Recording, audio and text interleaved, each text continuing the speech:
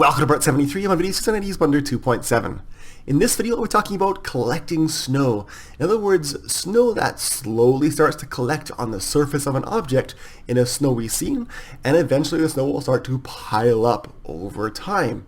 If you have not witnessed this phenomenon, going to bed one night without there being snow on the ground and then waking up and seeing a big pile like a foot of snow on everything in the morning, it's a really magical thing. I live in Canada, but not a very cold part of Canada, so this is a fairly rare thing for me. But I wanted to create this tutorial on how to make this exact effect just in time for the holidays. So on the screen right now, you're going to recognize what looks like the result of part 69 in this tutorial series, in which I talked about how to create a scene with falling snow using particles in Blender. If you have not seen that tutorial on how to create falling snow, I'll put a link to that on the screen right now, so you can go ahead and check that out. In that scene, in that video, we actually create a particle system with snow objects, with snow material, and we make snow falling that looks realistic, that have particles that are falling around, and some nice motion blur as well on the snow falling, as you can see. But in this video, we get some particles of snow collecting on specified surfaces on objects in the scene, in this case a monkey head. Let's go ahead and check out this result, and then I'm going to show you a more time-lapse version with a higher piling snow on a surface of a monkey head. So as you can see here now, unlike in part 69, I actually have snow particles collecting on the surface of the monkey head. Of course, it takes a long time for snow to accumulate on an object, often at least 15 minutes or several hours for a pile or at least a layer of snow to collect on objects, depending on the speed of the snow. But I have a time-lapse version. I'll be showing you how to do both something like this and something that's more like this, where you get the accumulation of a pile of snow on an object in this tutorial. So we'll be talking about that. Let's go ahead and jump in though. So I'll go into Blender. I'll start a brand new scene. I've got my screencast keys going so you can see what keys I press most of the time and what mouse buttons I press down here in the bottom left corner of my screen.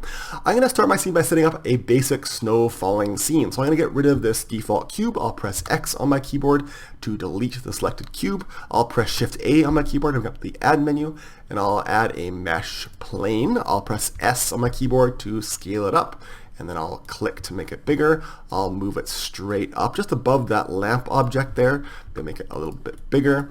In order to make a particle system, you have to go over it with your selected plane. That's the emitter object, and we're going to go over the properties window and go to the particles tab, and I'll make a new particle system. And by default, it adds an emitter particle system to your selected object. The only other type of particles are hair particles. And so now if I scrub through my timeline, you'll see kind of the default particle system with its default settings going along. But of course, when you're using the Cycles render engine, which I have not yet switched to, so I'll do that right now. I'll switch to Cycles and not Blender render, but Cycles. When you use Cycles, the particles don't look like anything, so we have to actually create the snow particles. To do that, I'm going to go to a different layer. I'll just go down here to that layer right there, which has nothing in it. And I'm going to press Shift A. Actually, I accidentally clicked over there, so I'll press, I can just put my 3D cursor back in the middle, precisely with Shift S. Shift S brings up your snap menu, and then you can select cursor to center. Okay, so the 3D cursor is back in the middle of my scene. I'm going to press Shift A. I'm going to add a icosphere. That's a sphere made out of triangles. And I'm going to use an add-on called the Cell Fracture add-on. If you have not seen my video on how to create a shattering object, in that video I talked about the Cell Fracture add-on in more detail. In order to get the Cell Fracture add-on, you need to go up to File and User Preferences. It's actually built into Blender, but you have to enable it.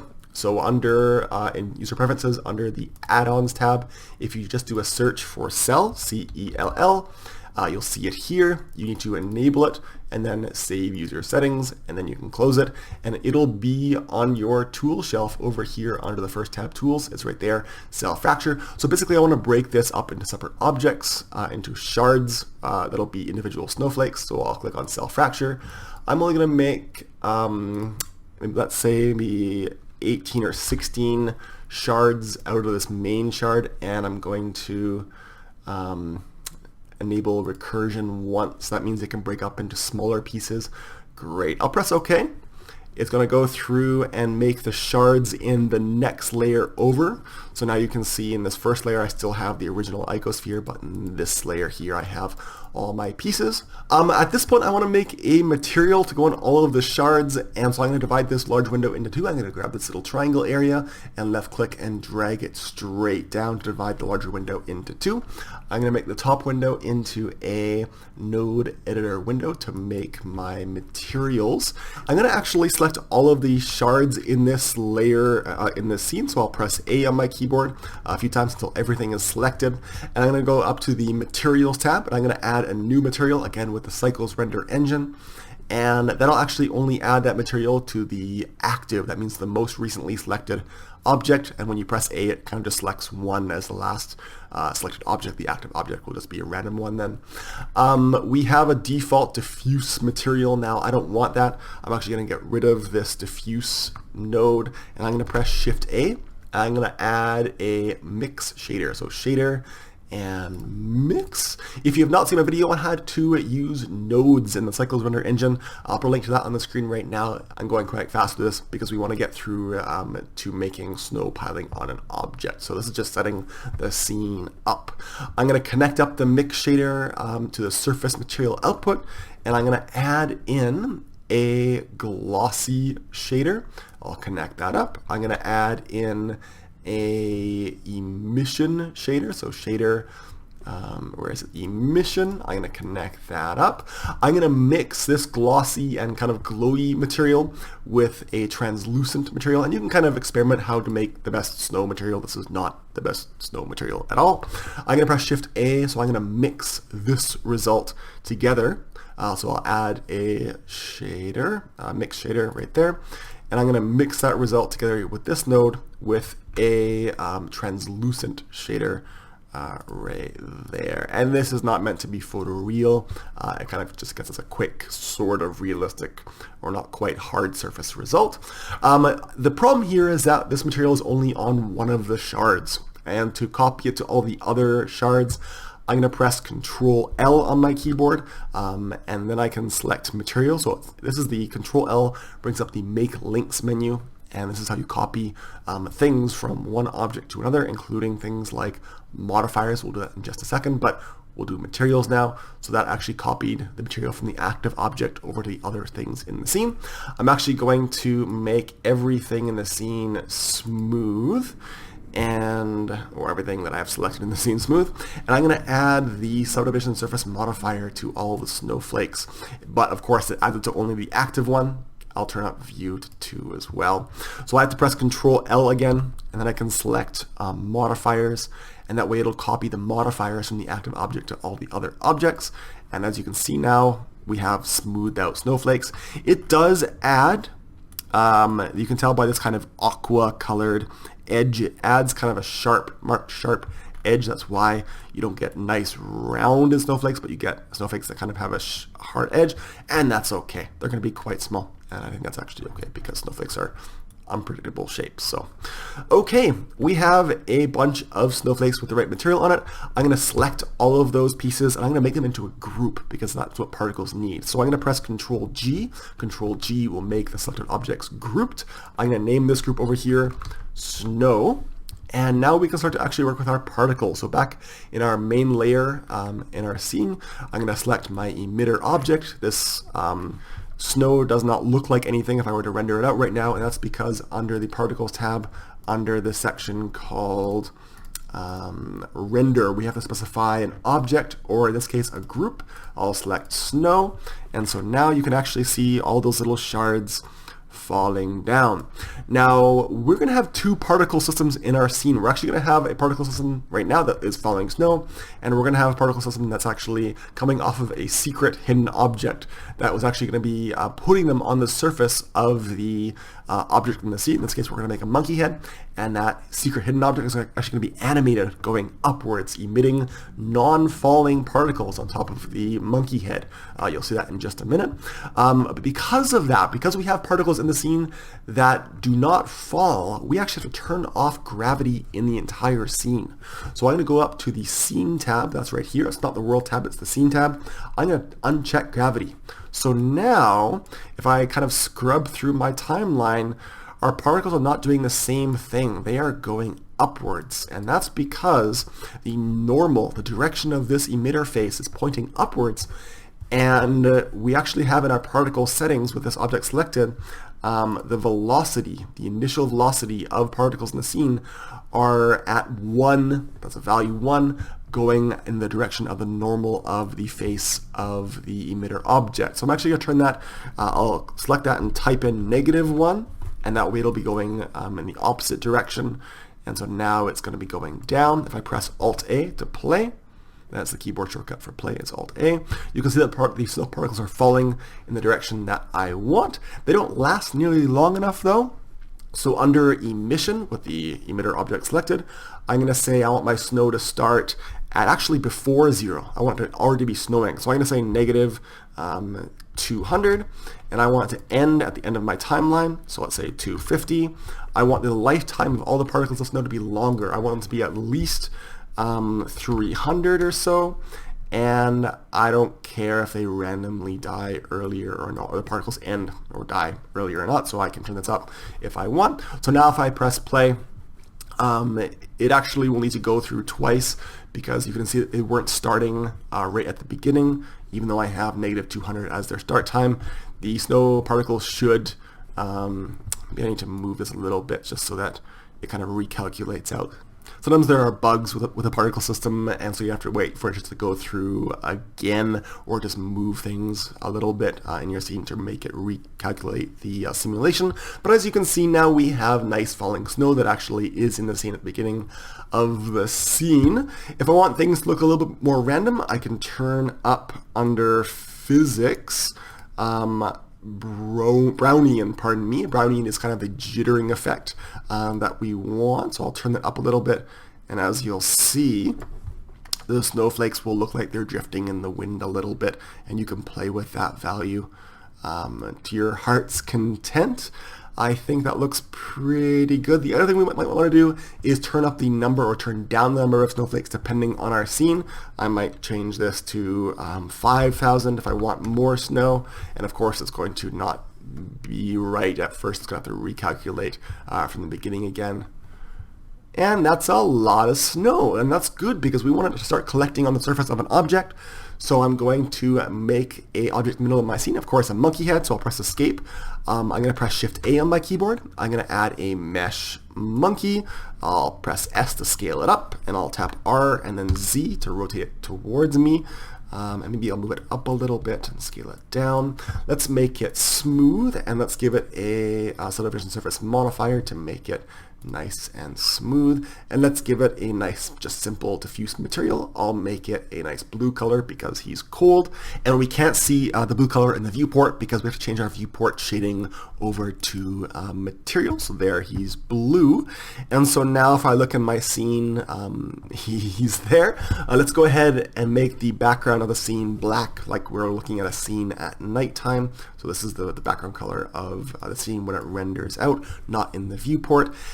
And let's go ahead and make the scene look a little bit better. Under the camera tab, I'm going to enable motion blur, and that will kind of sell the snow effect. I'll turn my shutter to a higher value, which means it'll be more blurred, or any objects that are moving will have more motion blur. So 1.2 I found is a pretty good number. I'll look through my camera. I'll press N to bring up the side panel. I'll check this lock camera to view, so now I can actually orbit my camera to move the camera itself, and I'll set the scene up just like that. How is my lamp in my scene? It's a point lamp. I don't like that, so I'm going to make it into an area lamp. I'm going to make it square and have a size of 5, and it's totally in the wrong spot right now. So I'll go to my top view in wireframe, and I'll rotate it and put it right about like that. So it's kind of by the camera, and I'll move it down a little bit. And I might have to use nodes over here under the lamp tab and make the strength higher. And let's just go ahead and see what that looks like. Just so you have a nice scene before we start adding the snow collecting on it. And under rendered, that's what it looks like. It does not have the motion blur effect until we do an actual render. So let's go ahead and do that just so we can kind of see before we move on.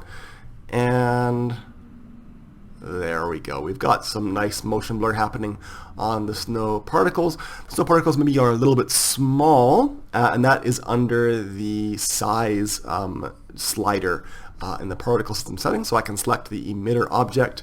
In fact, I don't want the emitter object to show up. So under render, I'm going to uncheck emitter so it won't actually render that plane out. And under size. Now size is located in a few different sections, but they're all linked together. So if I change the size here, I can make the snowflakes bigger, but it might also be in a different section. This one happens to be in physics. There we go. So we've got a snow scene, and we have to re-simulate it because I changed the size of the particles.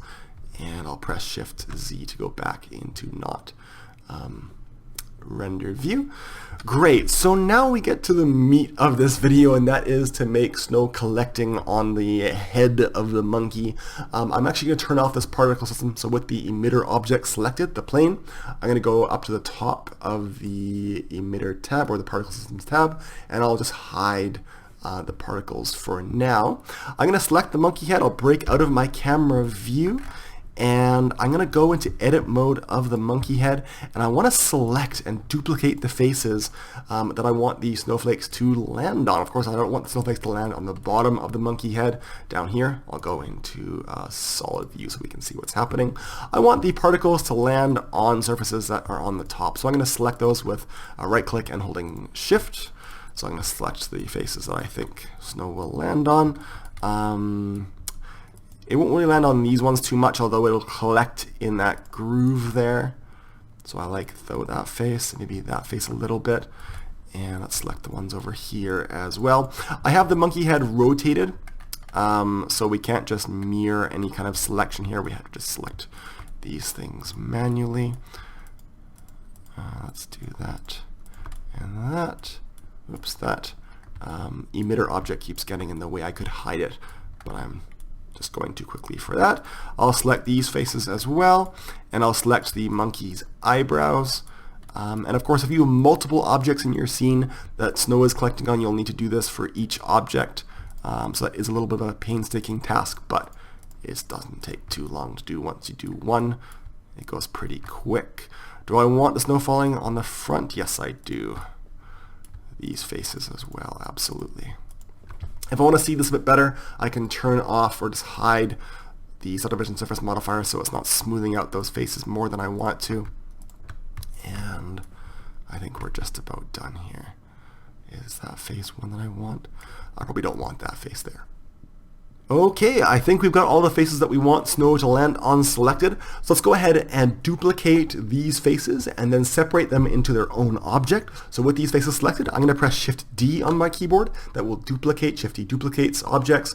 And I'm going to right click to put these faces back into the exact same spot. So now watch out, we have two faces in the exact same spot now for all these selected faces. I'm going to press P. And P is a funny keyboard shortcut. It's actually the separate menu, and I'm going to select selection. So I'm going to separate the selection, my selected duplicate faces, and now I'm still in edit mode of the original monkey head object. So I'll go back into object mode, and now if I right click, I can select that new separate top surface of the monkey head. Perfect. It also has a subsurface modifier on it, but I'm going to press Ctrl Z to put it back where it was.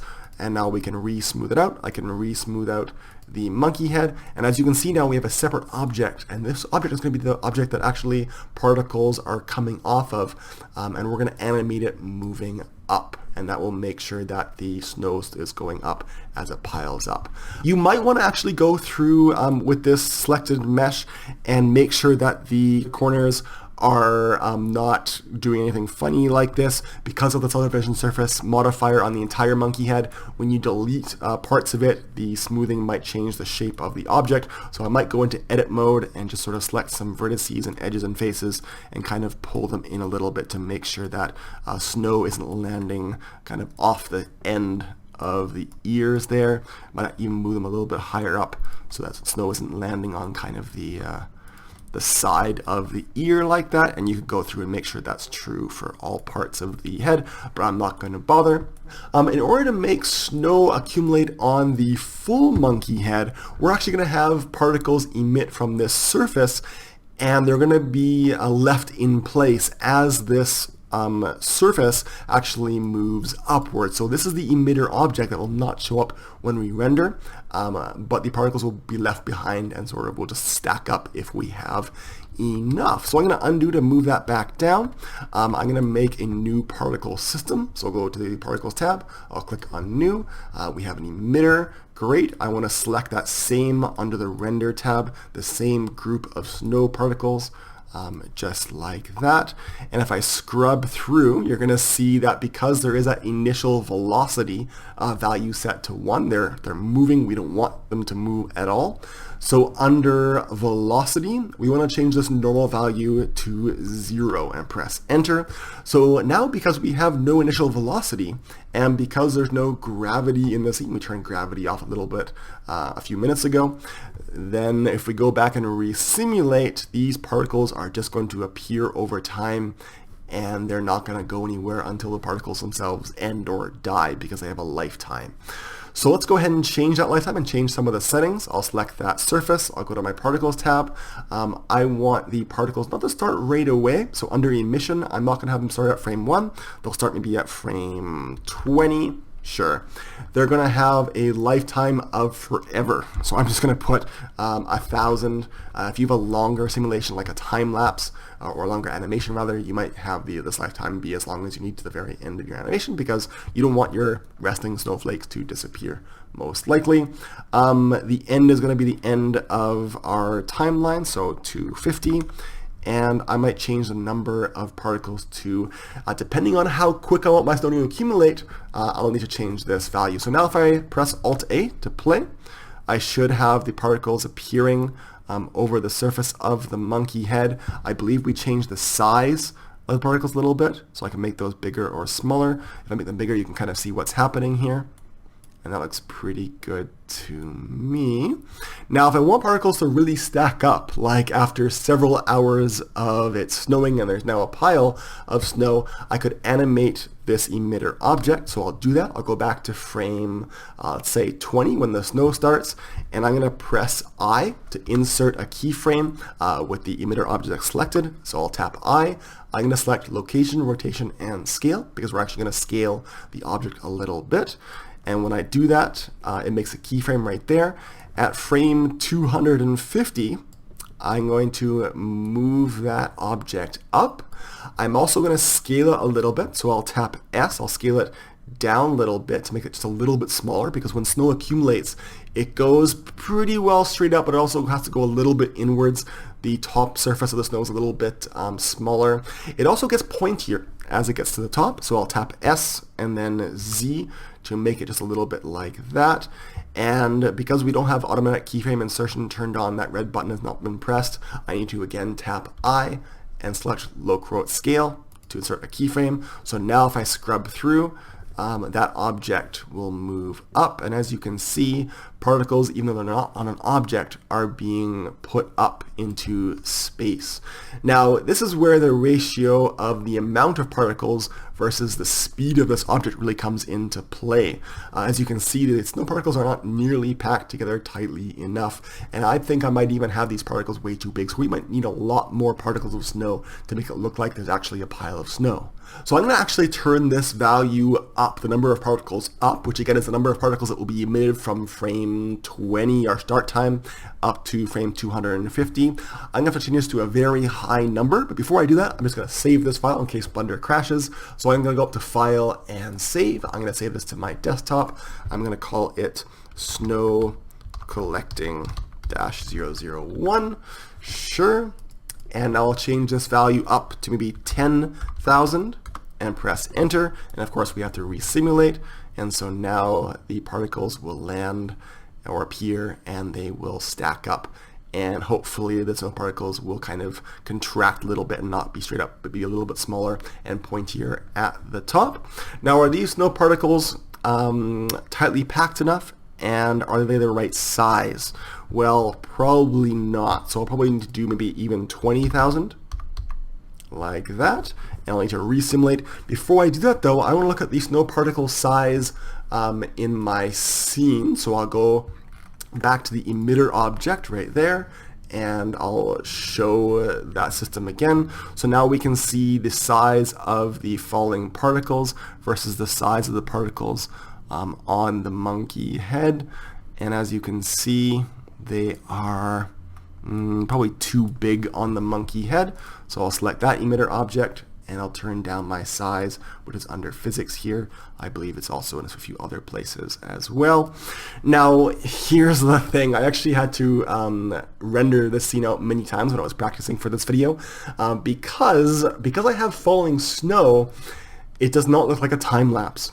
And the snow is collecting as if it were a time lapse. Again, it takes a long time for snow to collect, especially in a pile. So I'm actually going to open up my dope sheet window and edit my animation so this emitter object, the part of the head, is not going up nearly so quickly. Again, we're only going to have a little bit of accumulation, maybe a little bit of piling, but not so much.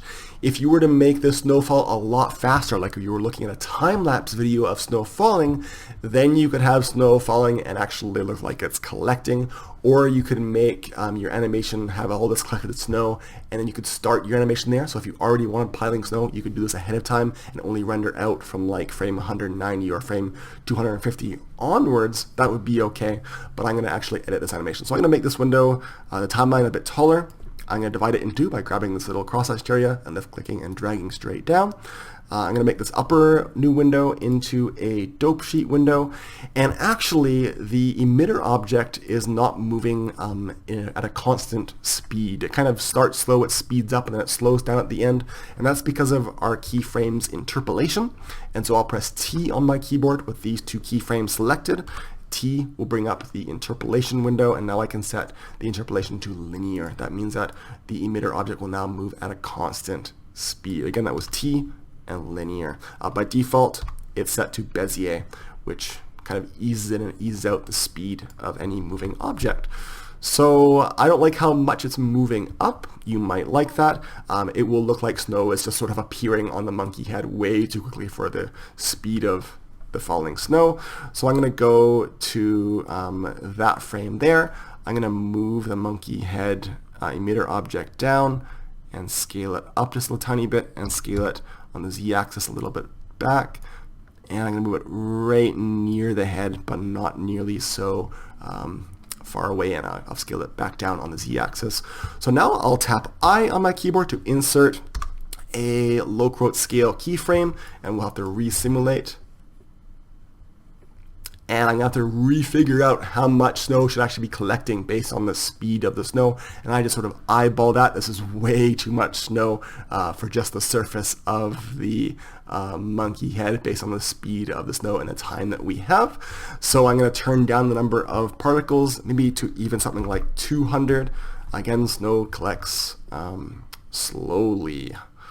So now we have some particles landing on the monkey head, and I still think this is moving way too fast, so I might actually just get rid of that keyframe, just that one, pardon me. I had both selected, so I undid that, and I'll just move it up maybe a tiny bit, ever so little, probably not even at all. And I'll tap I, low quote scale, so now it barely has any motion, and I'll re-simulate that. And as you can see now, more appropriately, slowly, snow is slowly collecting on the surface of the monkey head. If I wanted to make a very long animation or a time-lapse animation, you would actually see snow collecting. The very last thing we'll do here is we'll set up some depth of field to really sell that snow effect, and that is done on the camera. So I'll press Escape on my keyboard. Let's go ahead and zoom out. In fact, on the particle emitter, the head, have I unchecked under render emitter? No, I have not. I want to uncheck emitter on the emitter monkey head partial head object so that it does not actually render out that object. The last thing I want to do here is add an empty to the scene. I'll press Shift A on my keyboard. I'm going to add, it's not a mesh, it's an empty. I'm going to add an arrows empty. It's right there in the middle of my scene at my 3D cursor's location. I'm going to put it up at the front of the monkey head, right at the surface right there, so it focuses nicely on his face. With the camera selected, I'll go over to the camera tab in the properties window, and under depth of field, we want the camera to focus on that empty. You can actually type in the name of the object. In this case, it's just called empty.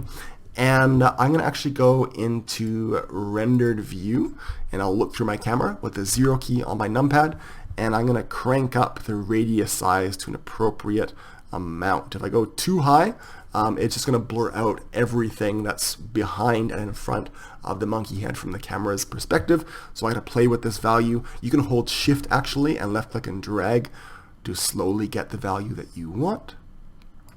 That's a little bit too much there, so I'll keep going, holding shift and left clicking and dragging. And again, we don't have any motion blur showing up in the viewport shading rendering mode. We actually have to render out to see what that looks like, but it's looking pretty good to me. Maybe a little bit less there actually. Okay, let's go ahead and do a quick render at the very beginning of our scene and at the very end of our scene. If I go up to the camera tab and press render, we should see all the effects, including the motion blur.